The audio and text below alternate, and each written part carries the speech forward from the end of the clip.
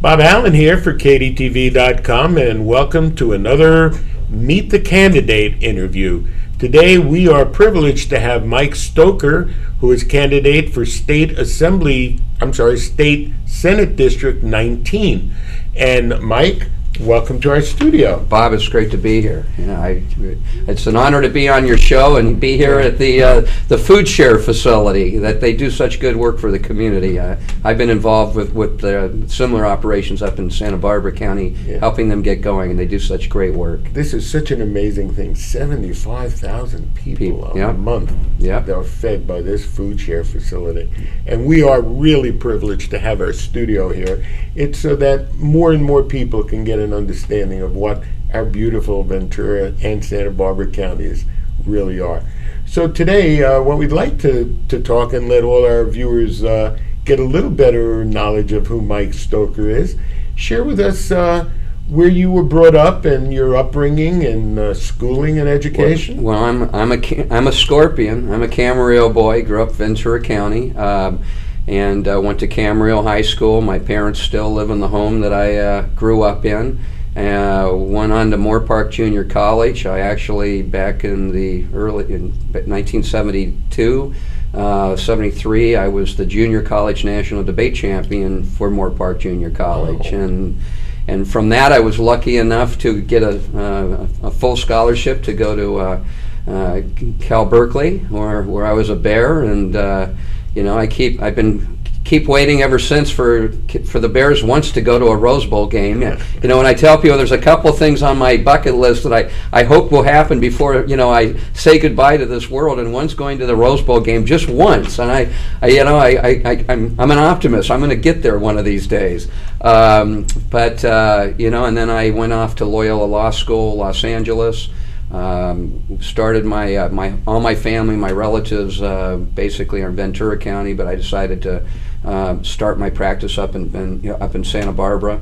Was a construction law attorney. At one point represented about 300 general and subcontractors in Ventura, Santa Barbara County. In fact, I was actually back in the 1980s, early 90s, the general counsel of the Ventura County Contractors Association. So, I have a lot of roots with this county. I love this county. I mean, Ventura, Santa Barbara counties are two of the nicest places anybody can live. If you have to have your pick, we have it pretty good here. The weather is sort of speaks for itself. Absolutely. So. Anyway, and then a lot of people ask, how did I get involved with politics? I was, happy doing what I was doing, representing the men and women in the construction industry up in Santa Barbara County in the early 80s. A county supervisor, a great guy named Bob Coleman, who's still alive. He's a wonderful man. Was appointed by President Reagan as a Deputy Secretary of Interior. That created a vacancy on the Board of Supervisors, and under California law, governors appoint the vacancies, where they appoint the person to fill the vacancy. And there were a lot of prominent, well-known political figures that I think the newspaper and the media all thought, hey, who's going to get it out of this pool? And I had worked with Governor Duke Majan on several different issues and got the call from him, and the governor said, Mike, you're the right person for this job. I was 28 years old at the time. He goes, I want you to do this job, and I think you're going to do a great job, and I think you'll make the people of Santa Barbara County proud. And I said, Governor, if you want me to be the guy, I'll do it. And I probably never would have got involved in politics if it wouldn't have been for that. I look back now and you think of running an entire county, and I'm like going, back then I felt like I was really an old man at 28. I knew everything, and now I Governor appointing a 28-year-old to run this county. But that was something really, really good about Governor Duke Majan. He appointed really capable young people that would be around, whether they were judges, many of which are still on the bench today, some in Ventura County, Santa Barbara County. So that was an honor, and then one thing led to another. I ultimately ran and won another election, basically served on the Board of Supervisors in Santa Barbara 1986 to 94. Went back to the private sector. I've always been a person, private sector is where I make the money and pay the bills, put the kids through college. And then I got a call from Governor Wilson and asked me, the California Agricultural Labor Relations Board had been caught up in a lot of scandal. He asked me if I would take that board, turning it around, restore its integrity and honor. I agreed to do that. He appointed me chairman. A couple years later, the Sacramento Bee wrote an editorial how the integrity and honor of that board had been restored. Went back to the private sector again, where I thought I'd be for a while, and I got a call from Secretary of State Bill Jones, who asked me, the Californians had just passed what was called the Voting Modernization Act way back in like 1998, and that was going to implement a lot of new policies with all the different election offices in the 58 counties to hopefully eliminate a lot of voter fraud. And because of my background as an attorney, understanding election law, and as a former county supervisor, having worked with the election process, Bill Jones asked me if I would take on helping get that implemented in the 58 counties, help eliminate voter fraud, and appointed me Deputy Secretary of State, which I did for a couple years. And I've been back in the private sector ever since, and that's where I'd be, but I gave it a lot of thought. I'm a native Californian, and California, frankly, you often hear in elections people running say this is the most important election of our lifetime. I think for California this is. We're running out of chances. We're running out of options. We can't keep doing what we've been doing. And I have a lot of good ideas. I know that if I go there, I know people in Sacramento well enough. I'm not going to be a follower. I will be a leader. I've proven over the years, being on the Board of Supervisors and these other jobs I've had, I've gotten the job done, and I always did it in a bipartisan way, and I have a good knack at working across the aisle, which I think is one of the reasons of all the candidates running are now down to 2. I'm the only candidate endorsed by currently elected or formerly elected individuals that come from the other party, and I'm proud of that. So there's a lot at stake, and there's big contrast between, which is good in a democracy, between what I stand for and believe and where we should head, and I think where my opponent would like to see us head. Well, it's certainly, and I think that we both share that this is probably one of the most important elections, at least in my lifetime. Yeah. And I'm a few years That's older how I than feel. you, so I can't agree more. And the question that I know, being from the East Coast, I wasn't as privileged as you were growing up in this beautiful community, but we always had a little saying as I was growing up. I always heard, all good ideas start in California. They move to the East Coast in New York for 1 year, and if they're really good, maybe in 3 years the Midwest will pick up on them. Right. So I've been listening to all the problems, on the national news, where they're saying how troubled California's in, and all of those things. And I can't believe that we can't be a little bit ingenious in showing the rest of the country how to really come out of this thing. So, well, we can. And the good ideas haven't been starting here. We've had bad ideas that over the last 10, 15 years. A lot of the situation we're in my opinion, self-inflicted. When I grew up in the 60s, we were number 1 or 2 in every category. And I thought we had a great governor, Pat Brown, who was the infrastructure governor, who, if you read his quotes, you'd think they're my quotes, where he said, we have to be number 1 in job creation because the job lead to revenues, and the revenues will pay for our schools and our roads and our water delivery system and all the infrastructure. And he was a really great governor. And I often say, the greatness, go back to do what Pat Brown did back in the 50s and the 60s. We're now number 49 or 50 whether it's bond rating, education, job creation, over-regulation, over-taxation. We've always been the last into a recession and the first out. We were the first in and we'll be the last out. Thinking that we're number 49 in job creation tells you a lot of what we've done is not because we live in a horrible state. We're not we're one of the most beautiful states. We're on the Pacific Rim. We have incredible resources. A lot of it's been self-inflicted by our policies in Sacramento. There was a report done, and any of your readers, if they want it, they can email me at mikestoker@aol.com. Professor Varsny, the Dean of Business School at Cal State Sacramento, did a study in 2009, an empirical study, and it finally proved what I'd been saying for the last 10, 15 years. He showed how over-regulation from 2000 to 2009 cost 4 million jobs to be lost in California, just due to that over-regulation. And over-regulation he looked at as rules and laws and statutes that we have that not one other state has. not a Massachusetts, not an Oregon, not one other state, which begs the question, why are we the only state that creates some kind of regulatory, negative impact on a business when not at least one other state has it? And he showed 4 million jobs lost. Well, in 2009, which now would be a higher figure adjusted for cost of living, that equaled $16 billion alone in lost revenues to the state budget in that 1 year. And we've been losing that much ever since. We need to have people that go in there. I mean, I don't think the solution is raising your property taxes or your sales tax or your income taxes, as my opponent suggests. I'm one of those that believe that if we need to get the economy moving again, and you can do it through job creation, you can do it through focusing on education, and you can do it focusing on this regulatory issue with regulatory reform.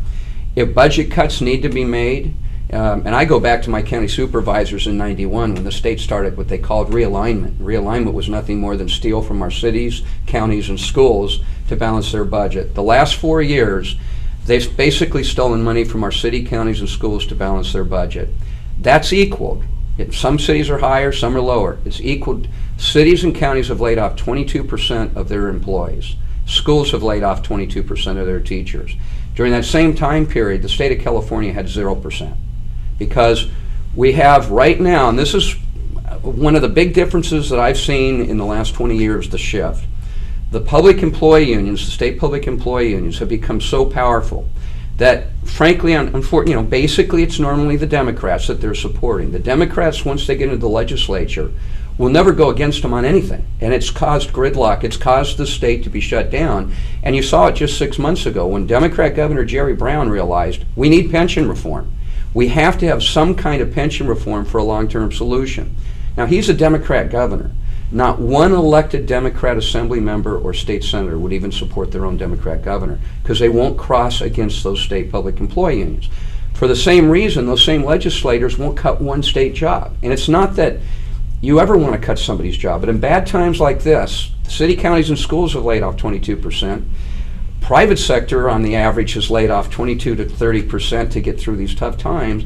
And the state of California they haven't been an equal player. They haven't cut one job mandated, and that's why I'm very clear on it. If we're going to balance the budget, if cuts need to be made, and I think we can generate a lot of revenues by streamlining and downsizing state government, number one, and that'll generate a lot of revenues. And then with the regulatory reform, get those jobs coming back in, I think we can solve the budget gap within 3 to 4 years. And in the interim, where we have that gap, and that's a fundamental difference between myself and my opponent, if there's going to be cuts in government, it should be on the back of state government. No more on the back of city, counties, and schools. I won't approve one more budget if I may be the lone vote, but I will not approve one more budget as a state senator that's going to take one more penny from our city, counties, and schools.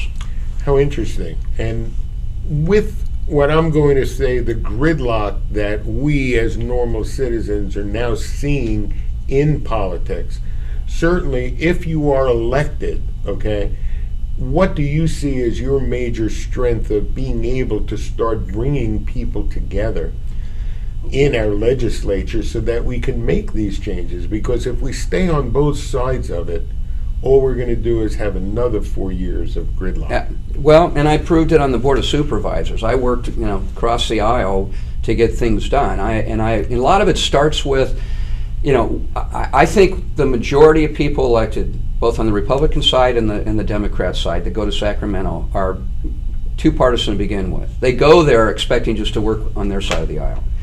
And I'm not a person, I've never been a party person. I do what I think is right. I mean, I'll probably be a Republican that ends up in one of the closets because I don't do what my caucus wants or whatever else. And that's okay with me. I make more money in the private sector, so if I'm going to go to Sacramento, I'm going to do... You're not doing this for money. No, I'm not doing it for money. If I'm going to go there, I'm going to do what the right thing is. Now, a good thing in terms of when you have a lot of these people that run that are beholden to their parties. Both parties were against the open primary system because they lose power. I went against my party, and I was for an open primary system. My opponent, who very seldom ever goes against her party, was against the open primary system. I bring that up because I'm a firm believer it won't happen on one election cycle, but this is our first open primary. I think what you're going to see happen in California is you're going to have more kind of fiscally conservative, middle-of-the-road Republicans like me and more what are called blue dog Democrats, the Chamber of Commerce, anti-tax Democrats. And we already see them in districts that without the open primary, it would have been a much more left, not a blue dog. It would have been more of your traditional Democrat that you see currently the makeup in Sacramento in the Assembly or the Senate. Those Democrats and Republicans like me are the ones that I think you're going to see over the next couple of election cycles with an open primary that are going to be that coalition. Those Democrats, when I talk to them, they don't like to lay off anybody either, but they realize state employees and state jobs have to be on the table just like the private sector jobs, the city, counties, and schools. Those Democrats, when I sit down with them, they go, I want regulatory reform. I want to create jobs. They're more like a Pat Brown, a Governor Pat Brown Democrat.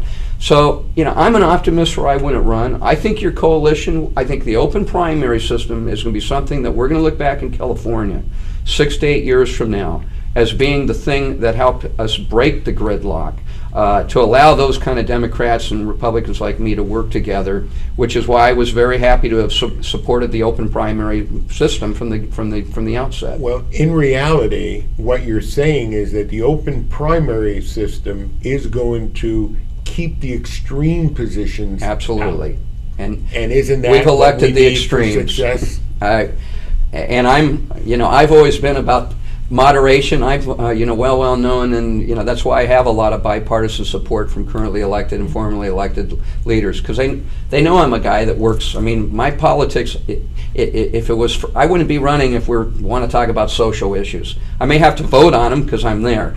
I'm running to get jobs going again, to fix education, to get our economy, not have a self-inflicted economy that has caused the damage that we can, but allows us to create as many jobs as possible, that creates more revenues. And isn't that a good thing? Because even with some of those the extremes that are in Sacramento, if you have more revenues, they have more money to fight over on what kind of programs. Maybe I'd say that's a waste of money, but they'll have the money there on the table. The money's not on the table right now, and it won't be on that table, and until we, I think, start getting the parties have a tendency when they control the process, you see nothing but the extremes elected, and that's what's happened in California. And I think that's where we finally have, I hope, reached the final chapter in that book that's called California Gridlock.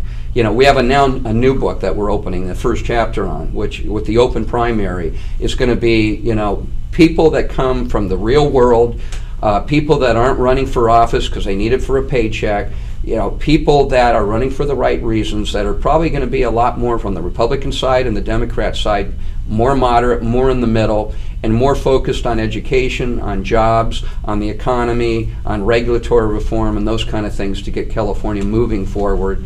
And I look forward to, greatest honor I would have would be having the support and vote of your viewers, and being a part of that chapter, and being part of helping keeping that book go so we can have a final chapter here in the next 6 to 8, 9, 10 years of a California that we turned around, because we're certainly capable. Well, it's and just hearing you is giving me a little chills, but maybe you can let our viewing audience know how they can get in touch with you if they believe and would like to try and help you with your campaign. I appreciate it, Bob.